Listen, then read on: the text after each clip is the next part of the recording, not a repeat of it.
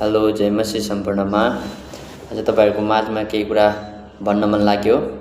तपाईँ हाम्रो अनन्तताको लागि या तपाईँ हामीले गर्नुपर्ने मार्ग तयारका लागि परमप्रभु आफ्नो सेना तयार गर्दै हुनुहुन्छ है। परमप्रभु आफ्नो सेना तयार गर्दै हुनुहुन्छ। किन, कस्तो सेना, केको लागि सेना भन्ने कुराहरू विशेष गरी हाम्रो क्रिस्चियन जगतका दाजुभाइ दिदीबहिनी बुवा मम्मीहरूमा विशेष गरी परमप्रभुको वचनले अगमबाडीमा धेरै कुराहरू भन्नुभएको छ। परमप्रभुको वचनले हामीलाई अगमबाडीद्वारा धेरै कुराहरू सम्झाउनु भएको छ। अनि फेस टु फेस या हृदयभित्रका र आत्मिक कुराहरूबाट परमप्रभु हामीसँग बोल्न सक्नुहुन्छ है।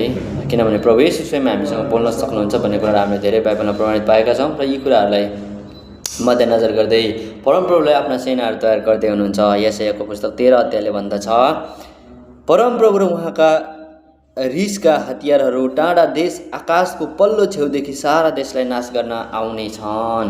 यशाया अगमवक्ताद्वारा बोलिएका यी बाणीहरू है। अनि यस दिनहरूमा हामीले गर्दै गरेको कामहरूको प्रतिफल पाउने दिनहरू पनि हो है। हामीले गर्दै गरेको कामको इन्साफ हुने दिनहरू पनि हो यो। किनभने अनन्तताको लागि इन्साफ एकचोटि हुन्छ, तर बाइबलको वचनले यसरी भन्दछ, निश्चय नै आउने छ है। र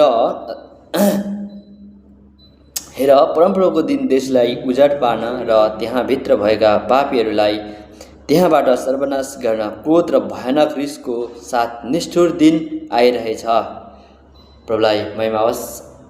विशेष गरी प्रभुको वचनले के भन्दछ त, देशलाई उजाड पार्न र देशभित्र भएका पापीहरूलाई त्यहाँबाट सर्वनाश गर्न। सर्वनाश भनेको चाहिँ कुनै पनि चिज नरहने गरी है, उसको नाम निशानै नरहने गरी, कहिले पनि उसको यादै नहुने गरी सर्वनाश गर्नको लागि परमप्रभु आउनु हुँदैछ है। यशाया अगमवक्ताद्वारा बोलिएको वचनहरू हो यो।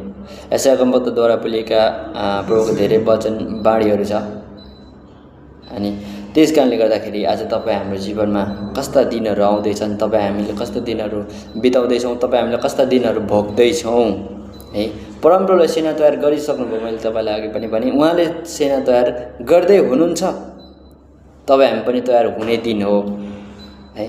त्यस कारणले गर्दाखेरि म संसारलाई त्यसको दुष्ट्याइको निम्ति र दुष्टलाई तिनीहरूका अधर्मको निम्ति दण्ड दिनेछु। म अहङ्कारीको घमण्डको अन्त गर्नेछु र निष्ठुरहरूको सेखी झार्नेछु।